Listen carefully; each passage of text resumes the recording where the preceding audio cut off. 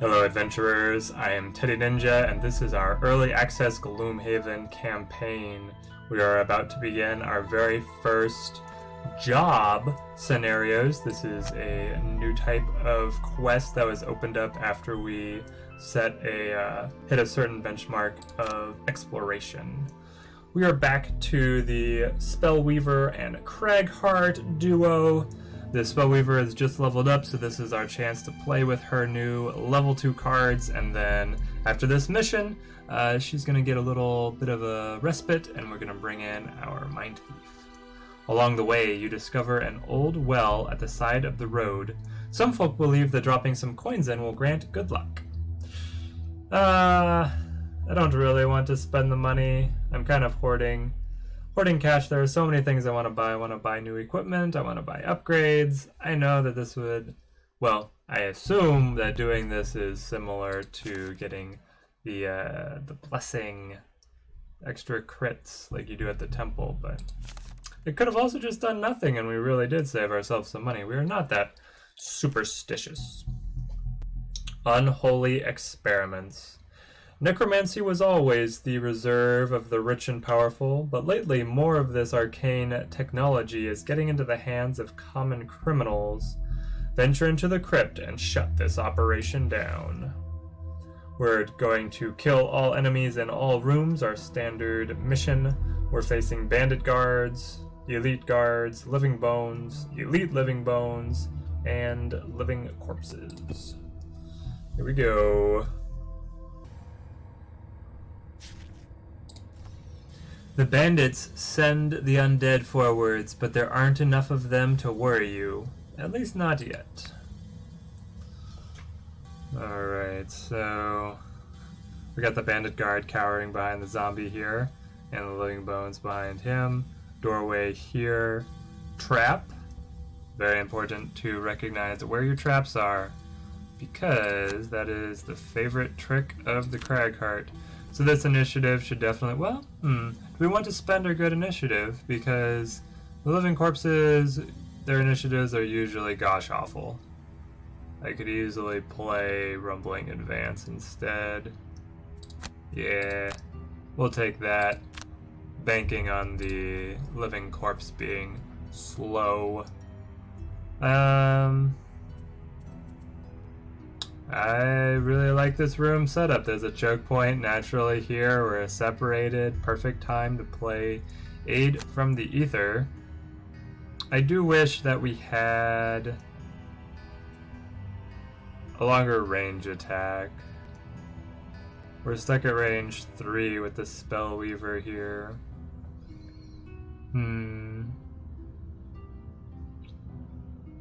I mean, I suppose that if we take the 91 initiative, there might be somebody who gets closer, but not if the Cragheart is standing right here. Is that another trap? It is. Okay, well... The thing is, I do really want our summon up as early as possible.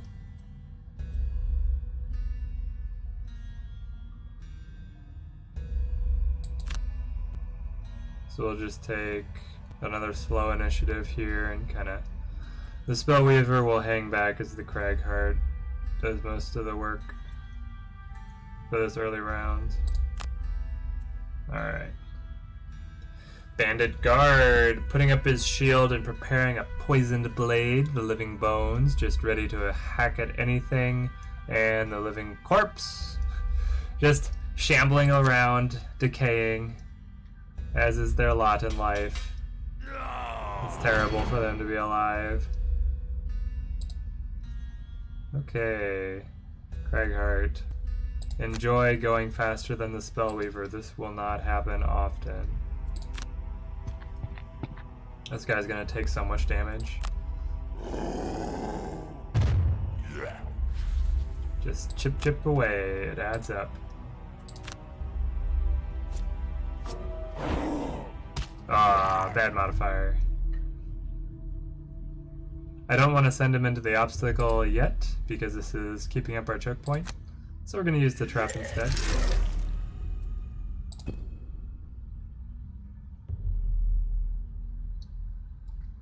Alright. Bring out the Mystic Ally. I love this summon. It's been kind of hit and miss on if they just get shot early and they die, and then, but the thing is that the other times they just do so well. Oh. For some reason I was banking on moving, which is silly because summoning is a bottom action. So skip attack. And turn. Here he comes. Oh no. He hurt himself there. Stubbed his toe. Okay, so now we want to be ready with attacks. I think we come out with Flashing Burst. This is our new level 2 card. So the real value that this card brings is it creates another element for us, which can be consumed by either of these abilities for bonus XP and damage. And then, yeah, we're not going to use Fire Orbs until a reshuffle here. So Fire Orbs will be our movement, get us up into the action. What does the Cragheart want to do? The Cragheart, I think we can still rely on the zombie being very slow, and we want to take advantage of that as long as possible.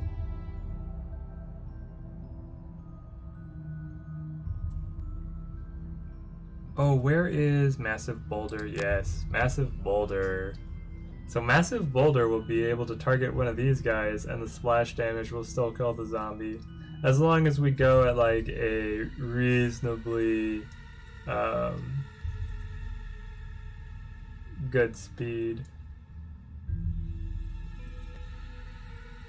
So what is a bottom action that we want to take? Create 2 obstacles. I don't want to completely cut off the room. That's a loss. That's a loss. On the next 6 melee attacks targeting you, gain Retaliate 2. That is pretty good. It'd give us 12 damage over the course of being hit repeatedly, and it'll give us 3 experience. It does take away Opposing Strike, which I like Opposing Strike. Maybe I just load up the heal?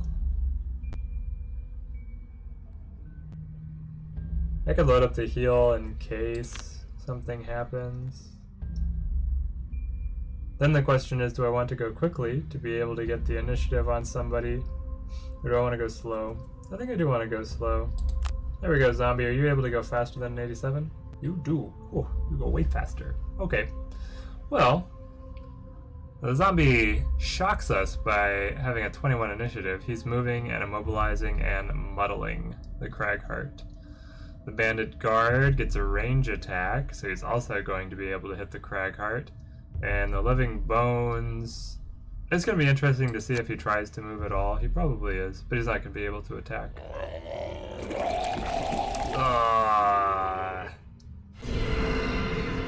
Zombie vomit. I would be immobilized and muddled too. Okay. So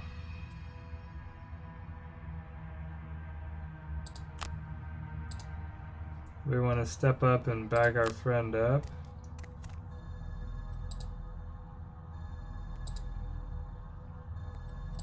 We don't need to go any farther. And then we're going to send this shot right into the bandit. Ooh, really bad modifier.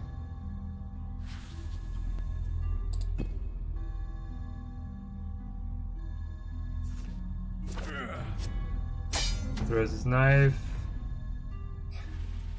Ouch. The skeleton's able to move up. Gets the bad modifier. I'll take it. I've got a heal loaded up already, so that's gonna have to be good. We're going to check the massive boulder here.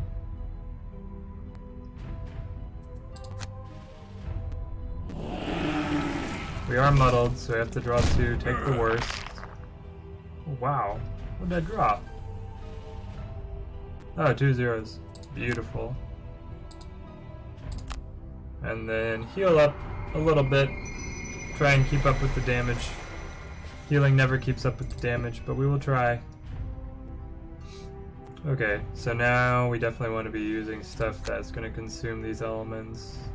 And the Flame Strike just gives us the extra close range attack, so that's as much damage as the Spellweaver is going to be able to spit out. Then we're looking for... The Opposing Strike wouldn't be bad. Is there anything that wants to consume? So Crater could use the Earth to give us an experience, and the Push actually. This could be really good because we could, the Push too can send them into the trap and finish them off. So we'll bring Crater and we'll bring Unstable Upheaval for our initiative, because initiative does matter here. Cragheart's taking some hits. Living Bones, moving, attacking, guard, move, attack, strengthen himself, trying to get tough. Too late. Too little, too late. This is where the summon just proves that it's such a good card. Like, getting 2 attacks off, it's already done 6 damage. 6 damage is pretty worth it for lost cards. And then on top of that,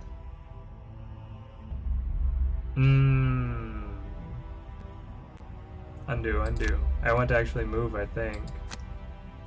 Because I can attack here. And yeah, burn light. We're leaving the earth for the Cragheart. To do this. Oh, we got the crit! Critical success. And then I can just jog up here for all the loot. Meanwhile, the Cragheart. Time to finish this fool off. Oh, didn't even need the push. And what is this? I can jog onto more loot. Thank you very much. Love it. Love it so much. But yeah, the fact that the summon got 2 casts off is 6 damage. 6 damage is worth it for a lost card already. Where is our long range attack? And then the fact that it's still alive, it's going to be able to attack again, continue to increase its ceiling, or it'll get attacked, which means that it absorbs damage that would have been dealt to one of our normal characters. It's just adding value on a card that's already reached enough value, basically. Going through doors means that you don't care about initiative. And don't have too many interesting things. We probably go through with the Dirt Tornado, so we play backup ammunition to be able to get to the door, and we have Dirt Tornado to attack with.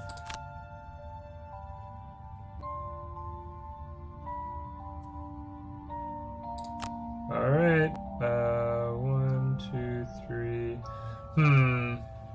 If we open the door with a Spellweaver, we're then stuck there, and I don't think we want to be stuck there, so we're going to just move up here.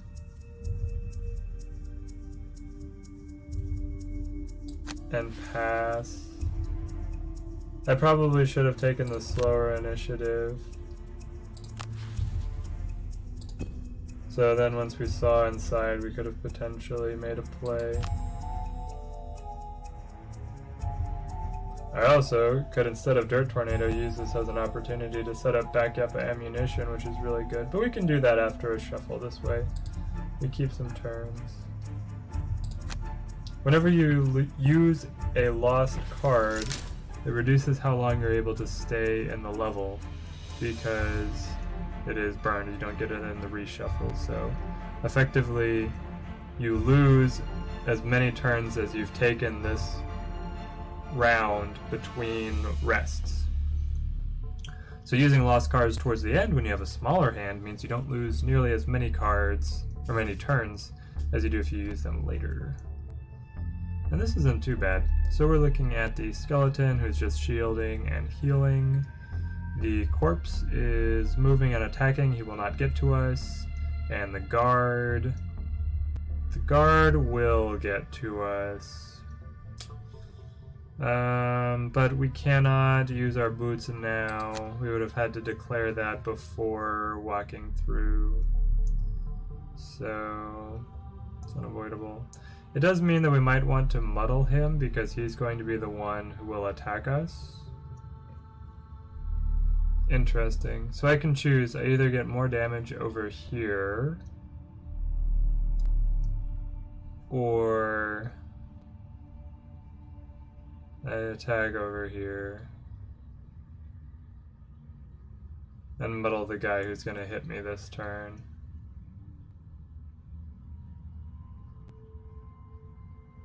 Yeah. Try and prevent myself from taking as much damage. And attacking the skeleton who's armored. Oh, we got the +2. That's even better than the crit for that attack. It's so good. There comes the muddle.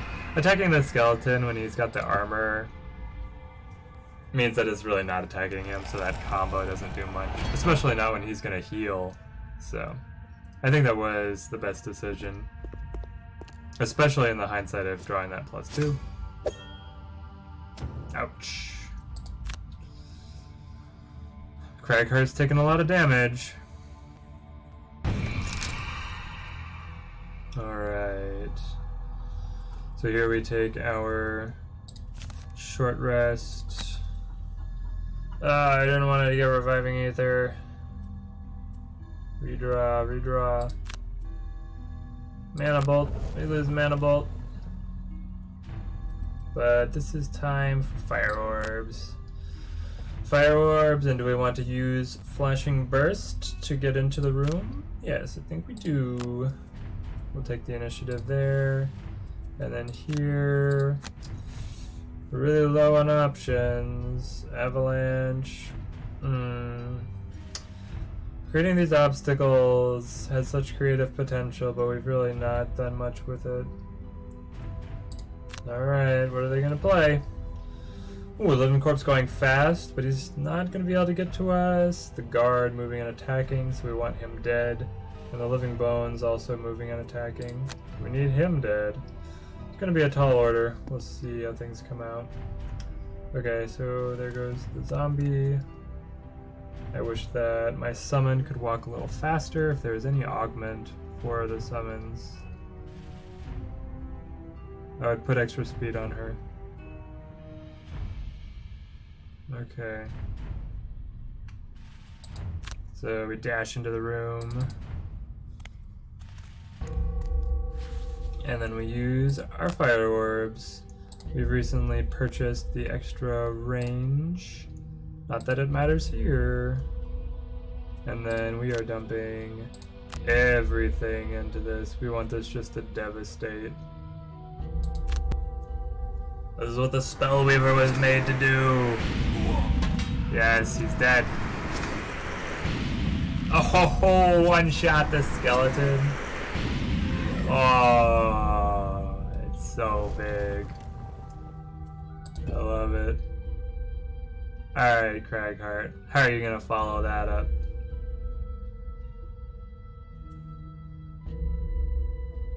I think we're gonna take the play that gives us experience. Yeah, skip movement. Alright, opposing strike. Confirm targets. Ooh, we got the crit. Clear the room in a single round. 3 enemies in 1 round without our summon helping. That's so good. Okay. Now comes the question of the trap. I do not like this question. The Spellweaver can simply jump over. But what is the Cragheart going to do? Does the Cragheart have a jump? I think I have a jump. They do, but it's a lost card.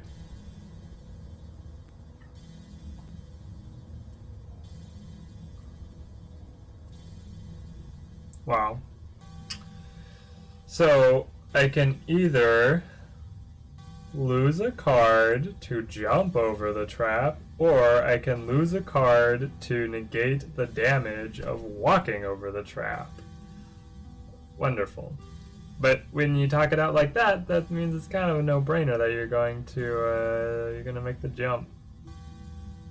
I do want to make sure. The thing is, we can still get we can get a better upside out of the jump. We can damage all the enemies that we land next to. And if we check our little cheat bar up here, it looks like there's about a third of the enemies left. So I'm going to assume that this door is the last door, and whoever's back here are our last enemies. That means we can use the Spellweaver to go up, open the door, and then bait the enemies into coming towards us, and then have her jump back. Because she's going to use Reviving Ether for the jump, and then she'll bring... yeah, Frost Armor because it has longer range. Actually, she's not going to get to the door. So, Flame Strike then. For the pass. Okay, this is going to get a little interesting, a little cagey. Which I don't love, but we'll see how it goes. We'll long rest. Cragheart doesn't really have anything else going for him. Our summon doesn't have any enemies, so they don't even move at all. It's always disappointing to see. And we're gonna jump onto the gold. Try and make as much money as possible. Skip the rest. And skip the attack. Enter. Do our long rest here. Which means it will bring... Oh, what do we want to burn? We like our range attacks, actually. Maybe... Nope, that's our jump. We like that.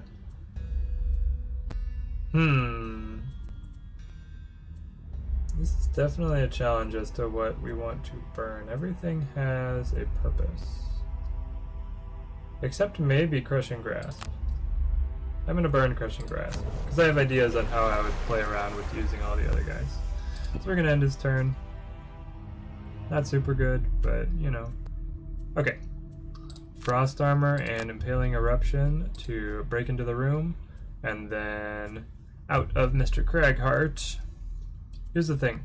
Earthen Clod at range 5 could potentially help out if he, like, runs up here and then 1, 2, 3, 4... I'd only target just beyond the door. Usually enemies are not camped out right around the doorways. I could be wrong. We'll see. So we're just going to make a move for the loot in that case. Which we dropped the one that would loot most effectively, but... You know. So where is backup ammunition? This will set up extra power on our range attacks. And then we're going to take another slow... Yeah. We're going to play Avalanche here just to be able to walk onto another piece of loot. Here we go. Mystic Ally again is no one to target. So let's see what's behind this door.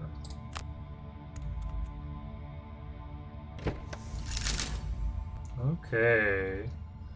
There's a bandit hiding in the corner. Living corpse. Bandit elite. Skeleton elite. Traps. I do love the variety that they have in the environments. It's like a torture room. Okay. The bandit guards are not moving. And the living bones is rushing forward, and the corpse is also moving one space. That means I'm safe where I am, and I also have enough range to use my jump card to get beyond the trap next turn. So, I'm just going to end my movement here. And I'm going to fire off an attack. I think I'm actually going to go into the guard here, even though it's the corpse that's going to move. The -2 and you're not going to do any damage anyway. Doesn't matter. But I think that he's going to probably end up stalling out, and the guard can move faster, so I think we're going to do more fighting against the guard than him as we pull them into this previous room. And there were no chests in this room that I saw. We did a pretty good scan of the room. I don't think that we're missing anything and trying to back up.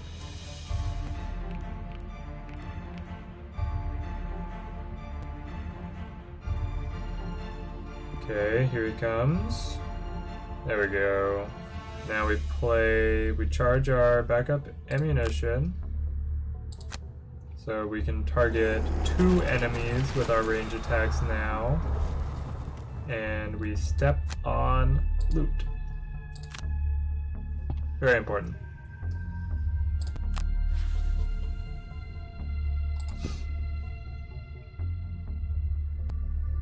Man, this level has gone swimmingly. Okay, a short rest.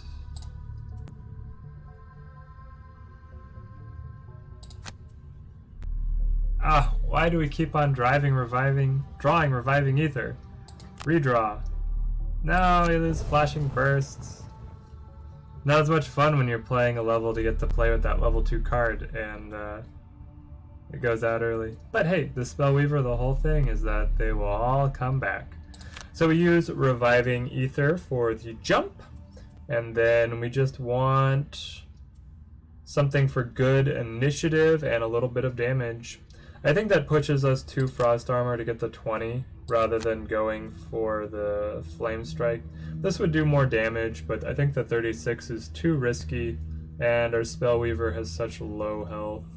So we're gonna use the 20.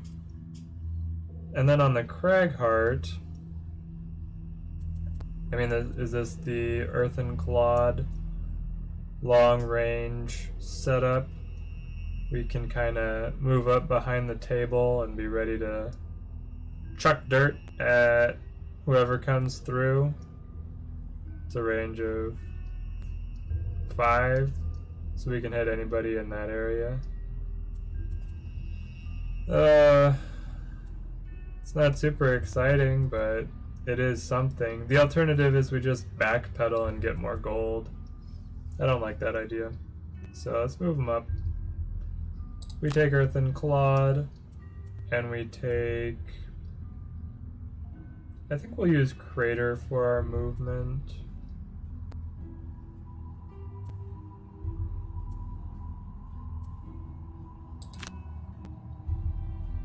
We also want it to be our initiative here. We want to go slow. We want them to be drawn into this area. Okay, the Living Corpse doing a haymaker at anybody next to them. The Living Corpse actually has some pretty decent initiative. And he hurts himself. That's a fun feature of being a zombie. You get hurt a lot. The Living Bones Elite moving very fast. Bandit Guard moving. This is interesting. The Elite has drawn a completely different moveset. No? Huh. So he doesn't move as far, but he does more damage. It is the same moveset. It's just, I figured that it would always be an increase. I wonder if that's a bug or a typo, that it should be a move 3, and it's only a move 1 instead, or if that's intentional. Anyway. Mystic Ally! Come into our room! No, you're still so far behind. Okay. Frost Armor into take 2 of attacking the guard. Confirm target. Man, getting these bad modifiers out of the deck, I guess. Yeah, things are getting interesting. There's a lot of +1s in the crit and the fail too, though. So now we jump back over the trap. Reviving Ether. This card, the movement would have been good even without the jump. The fact that it has the jump is so dirty. I guess I could have also thrown more attacks and then gone invisible in the doorway. That would have made them clump up more. Yeah, we definitely had options. But why not get away while you can? They don't have any real support units, to heal them, or no cultists to summon more living bones. So we were pretty free to be able to make these plays. Okay, so now we just jog him up. And we wish that we had earth. We don't. Yeah, I think this is a power potion time.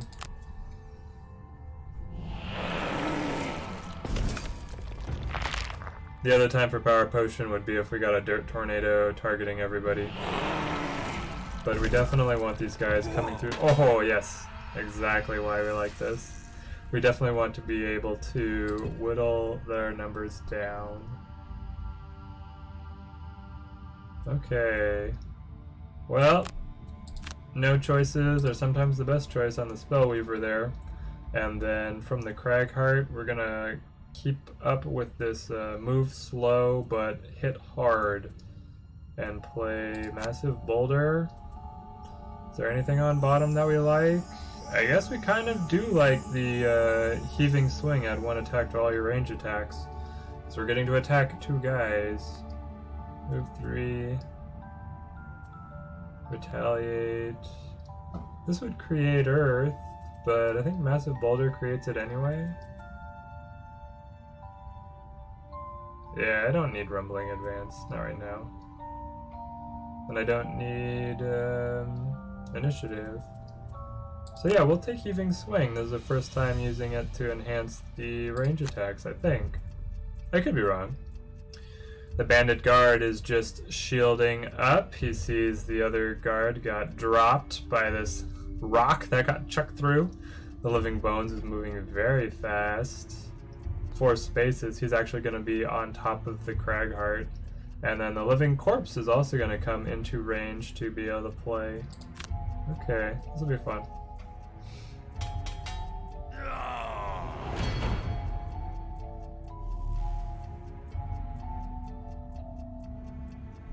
Mystic ally, come help me in my time of need. So many short range abilities. Means that we just go for the loot, I think. So we'll jog over to the money.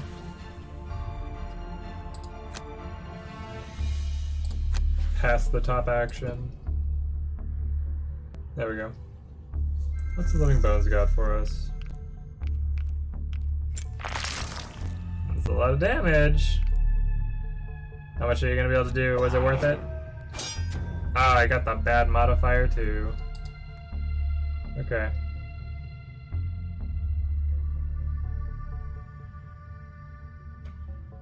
Well, what's our deck looking like? Our deck is fresh.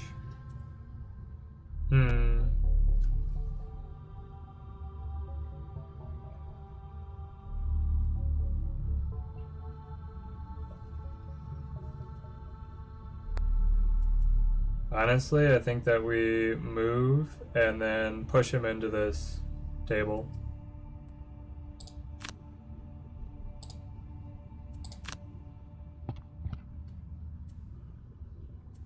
And the reason that I'm switching up the play is because none of them moved into range to get hit with the additional attack of Massive Boulder, and this gives experience. At least it would if he hadn't died. I forgot about that. So, didn't get the experience, but still we're saving the charges on his additional range attacks.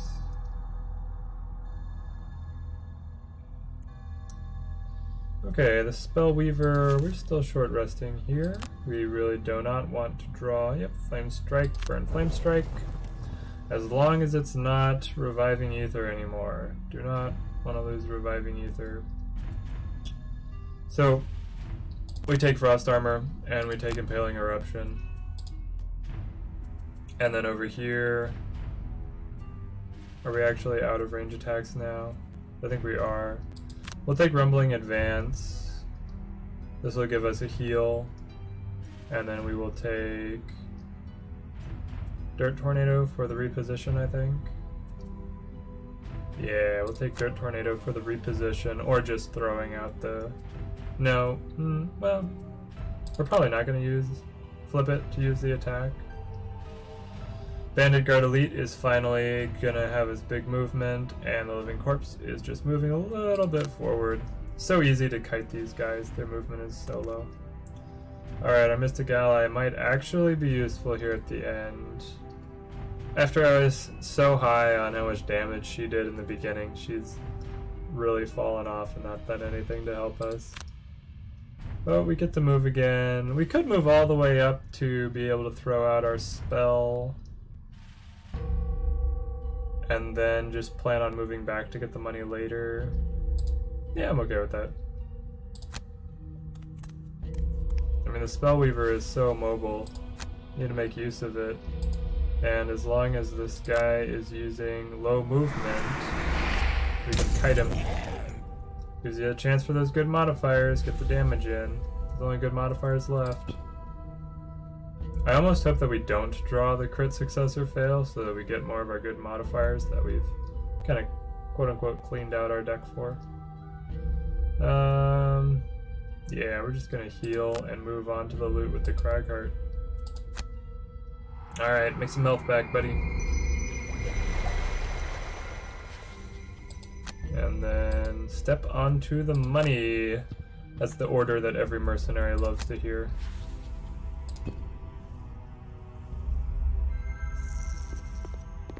Here comes the Guard Elite and the Zombie.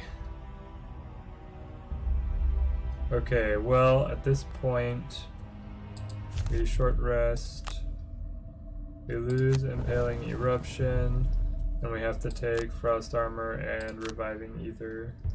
We probably use Frost Armor to move away, honestly, and then we have to use the top of Reviving Ether here. So this is the dead turn for the Spellweaver. She's not going to be able to do anything to really help us. Now,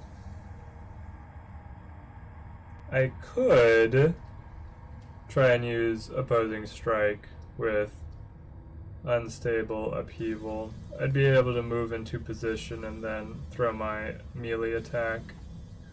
Alternatively, I could preemptively short rest and bring up Massive Boulder and pair that with Unstable Upheaval and be able to, or pair that with Rumbling Advance, be able to put myself in a position to do the double range attack. We'll just play the cards as we have them. The thing is here, if we get up close in melee and then we take significant damage, we're not going to have cards to burn. We're going to have to burn 2 discarded cards. But we've been able to heal our health back up. We've got, what, 7 health? That should be able to handle getting hit twice. Should. Definitely should. Okay, the Living Corpse, throw in the Haymaker. We do not want to be next to him. Bandit Guard Elite is moving up, but he's still going to be clogged up behind the corpse. I am curious, does it say anywhere like what their modifier deck is? Oh, it does. Okay, so the attack modifiers for him, he's used 1, 0, 2 minus 1s, 2 plus 1s. How about you? Is it the same? It is the same. 1, 0, 2 plus 1s, 2 minus 1s. So my guess is that the monsters pull from the same modifier deck. Alright, well, we can step up and kill him on a good modifier flip, or... But then we still get punched so hard by this Elite Guard. Going for the range attacks is looking like it would have been the better decision.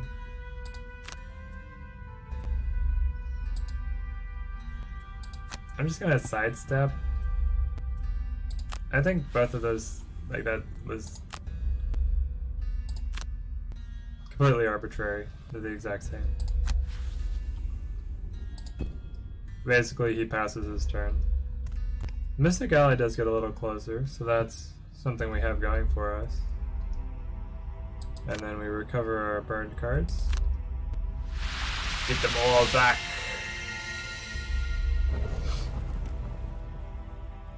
I wonder if I had used this first, if I would have recovered it. Because usually when you have these persistent effects, they kind of like sit up on top of your deck with like a different glow. Like I don't get as long as the summon is alive, I do not get the card back to like cast a second summon. So I think using it would have still been lost either way.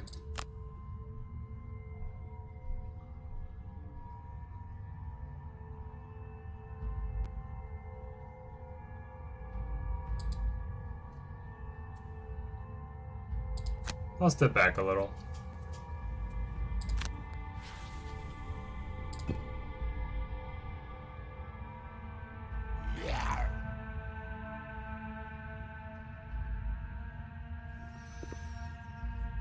Okay. Don't think we're going to be able to make it to get all that money. It's too bad. There's like 6 money? No, only 3 gold. Anyway, Flashing Burst paired with, I don't know, Fire Orbs for movement. And then on the Cragheart side, we're short resting. We lose Dirt Tornado. Sad to see it go, but something had to, so we take Massive Boulder for sure. The double range attack option. And then, I mean, I still like going kind of slow. We keep the zombie between us and the bandit. Though the bandit could, I think, run through him if he gets a really good initiative here. So maybe we do want to go faster. Be able to deal our damage. Okay, Unstable Upheaval. We'll go fast.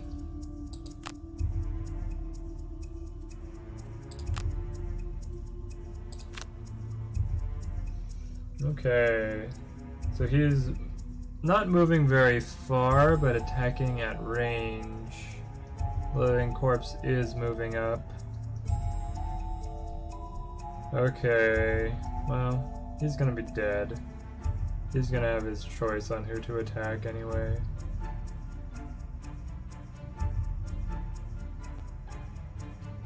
If I move here, the summon is not going to have an option to attack anyway, and the Spellweaver has enough movement and health, honestly, to be able to get up and attack. So, let's move. Question is, do I move all the way up and still have the Cragheart as a barrier?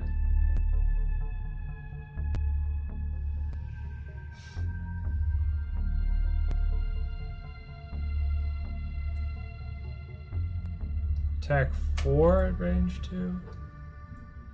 That's a lot of damage.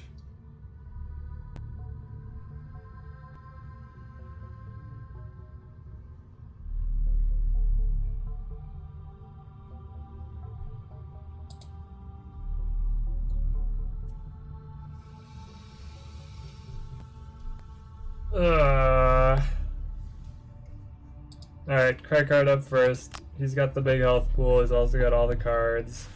He'll be fine, I think. And I don't know if there is an order here. I want to attack you first and you second. We'll see if it actually gives me an order of preference. It does! Do a bad modifier. Basically nothing on his armor. So then this, reduce splash damage to him again. And because the text is that allies get damaged, the Cragheart's not an ally, he is separate, he's himself. So he doesn't hurt himself with his own attack. Makes sense. He's made of stone, he's able to handle it. Ah, but my summon does move to the exact spot where the Spellweaver would have wanted to be. Wonderful, wonderful. So I would have to run all the way up here to then attack at disadvantage or pass my attack. In this situation, I do get the gold, so that's something going for me.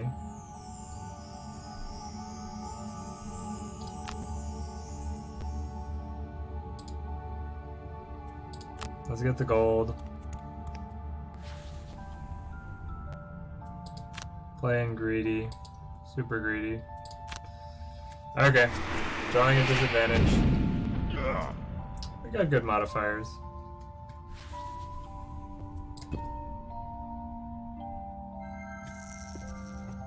He moves back. Throws his dagger. Woof. Take the damage.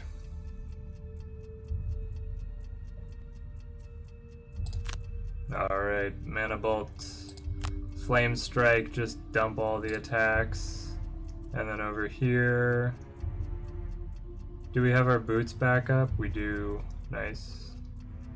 So we'll play Rumbling Advance, and then we're going to play Heaving Swing.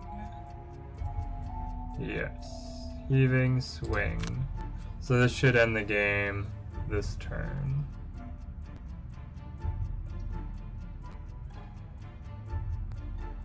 So I'm expecting...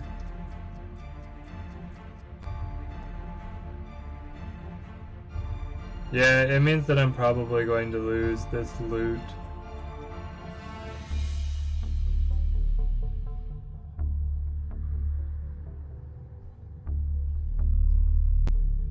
I guess I could take Crater instead. Nah, but Heaving Swing just finishes it. Let's finish it. You finish it when you got the chance. You don't play around. Even at the cost of... That's not even a guarantee that he would drop gold, right? They haven't always. So he's going to move one into his range attack again. Throw his little dagger. Mystic Allies, bottled up. Cannot get around. So, here we go. We are going to consume the light.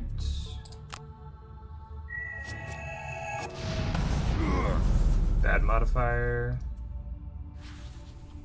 Okay, so we have 4 cards. Crit success, crit fail, and 2 +1s. There's a +1.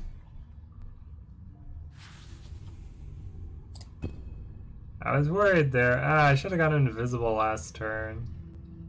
Keep seeming to miss that opportunity.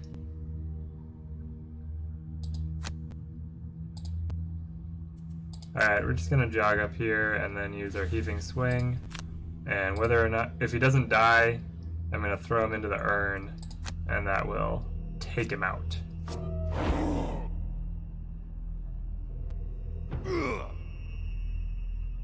Yeah.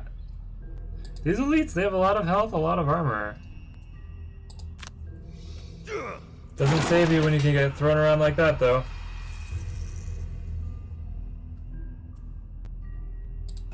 And that's the turn. He did drop gold. Well, leaving only 6. It's not bad. Another gang of bandits destroyed, but you feel as if they are becoming even more brazen. Alright. So the Cragheart actually killed 6 enemies. Spellweaver got 3. The Cragheart did 39 damage. Man.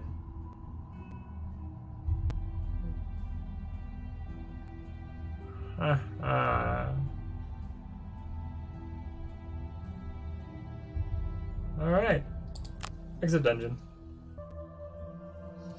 Quest complete. We gain the Robes of Evocation Design. This means that during your attack, you can consume any element to add +1 attack to the entire attack action. Definitely interesting. I don't think we have enough consistent element creation for this to really be worth it. We also gain 10 gold. Alright.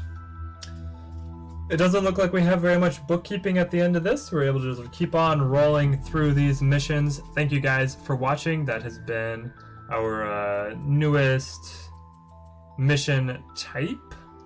It looks like we just jump on to another mission here, Bandits on the Prowl. It played out pretty much the same as the travel. I think that it just lets you revisit locations you've already discovered, so they don't have to make the map as enormous.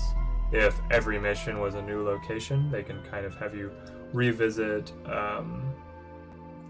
different settings that you'd had. I don't know if the layout was exactly the same. I don't remember playing that before to say if it was the exact same map or if it is just kind of the similar walls and floor and textures that they used. Anyway, thank you guys for watching. We're going to be in the next mission moving forward with our final addition to the party, the Mind Thief. This will be giving every single one of your starting characters a go. I'm really excited to see what he has to offer. So stay tuned for the next episode when we see how this pairing, Cragheart and Mind Thief, works out. Thank you guys for watching. Have a good one.